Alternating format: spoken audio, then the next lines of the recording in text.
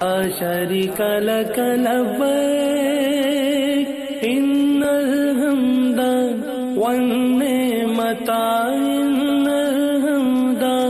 والنعمة لك والملك لا شريك لك حاضر ہے حاضر ہے حاضر ہے ہم حاضر ہے حاضر ہے حاضر ہے ہم حاضر ہے حاضر. دنیا بھر کی مختلف تہذیبوں میں مذہبی شعائر کی تعظیم کا اہتمام کیا جاتا ہے اور ان مذہبی نشانیوں کو دیگر عام چیزوں سے ممتاز منفرد کرنے کے لیے مختلف قومیں الگ الگ طریقہ کار استعمال کرتی ہیں، اور اسلام میں شعائر اللہ کا بڑا مقام ہے. شعائر اللہ کی تعظیم کو تقوی کی علامت قرار دیا گیا ہے. کعبۃ اللہ پر غلاف چڑھانے کی ابتدا کیسے ہوئی، اس بارے میں تاریخ میں 3 اقوال ملتے ہیں.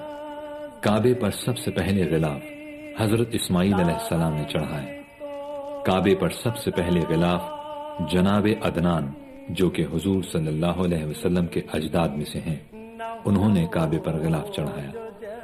کعبے پر سب سے پہلے غلاف شاہد طبع اسد حمیری نے چڑھایا، جو کہ نبی کریم صلی اللہ علیہ وسلم کے عہد مبارک سے تقریباً 700 سال پہلے ہوئے ہیں. تاریخ نگاروں نے اس کی وضاحت اس طرح کی ہے کہ کعبۃ اللہ پر سب سے پہلے غلاف حضرت اسماعیل علیہ السلام نے چڑھایا، جس کے کچھ عرصے بعد یہ طریقہ متروک ہو گیا.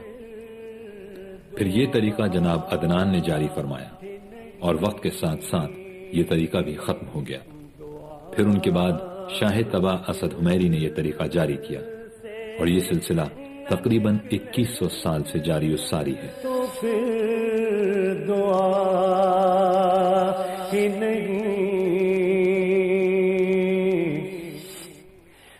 جھکا جو در.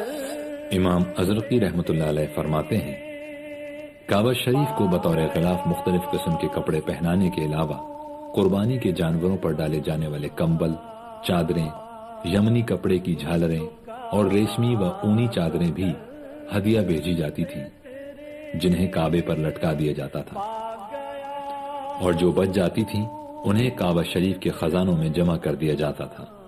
جب غلاف کعبہ پرانا ہو جاتا یا پھٹ جاتا تو اس کی جگہ پیوند لگا دیتے، مگر پھٹی پرانی چیزوں کو کعبے سے جدا نہیں کرتے تھے.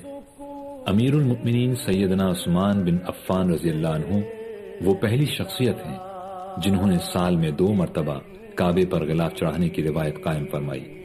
ہٹا جو در سے سکو پھر. اسلام کی تاریخ میں سب سے پہلے غلاف فتح مکہ کے دن حضور اکرم صلی اللہ علیہ وسلم نے چڑھایا. یہ غلاف یمن کا بنا ہوا سیاہ رنگ کا تھا. کعبۃ اللہ کی عمارت پر تعظیماً غلاف چڑھانے کا رواج ماضی سے تاحال مختلف تاریخوں میں اور ایام میں چلا آ رہا ہے، جس کی تفصیل کچھ یوں ہے. بادشاہ طبع اسد حمیری کے دور سے زمانہ اسلام سے کچھ پہلے یہ معمول تھا کہ جب تک غلاف بوسیدہ نہ ہو جاتا نیا غلاف نہ چڑھایا جاتا، اور واضح رہے یہ معمول تقریباً 700 سال جاری رہا. قریش کے زمانے میں 8 ذی الحج اور 10 محرم الحرام کو کعبے پر غلاف چڑھایا جاتا تھا. نبی کریم صلی اللہ علیہ وسلم کی بعثت سے کچھ عرصے پہلے سے اور بعثت کے ابتدائی دور تک 10 محرم الحرام کو کعبے پر غلاف چڑھایا جاتا تھا. امیر المؤمنین سیدنا صدیق اکبر رضی اللہ تعالیٰ عنہ کے عہد خلافت میں ہر سال غلاف چڑھایا جاتا تھا، جس میں ایک بار قباطی کپڑے کا غلاف چڑھایا گیا اور ایک بار سفید باریک کپڑے کا مصری غلاف چڑھایا گیا. سیدنا عمر فاروق رضی اللہ تعالیٰ عنہ کے عہد خلافت میں پرانا غلاف حاجیوں میں تقسیم کر دیا جاتا تھا اور ہر سال نیا غلاف چڑھایا جاتا تھا. خلیفۃ المسلمین سیدنا عثمان بن عفان رضی اللہ تعالیٰ عنہ کے عہد خلافت میں سال میں 2 مرتبہ کعبے پر غلاف چڑھایا جاتا تھا. سیدنا معاویہ بن سفیان رضی اللہ تعالیٰ عنہما کے عہد حکومت میں کعبے پر 2 مرتبہ غلاف چڑھایا جاتا تھا، ایک بار 10 محرم الحرام کو جبکہ دوسری بار 29 رمضان المبارک کو. عبداللہ بن زبیر نے کعبے کی تعمیر نو کے بعد 27 رجب کو کعبے پر غلاف چڑھایا.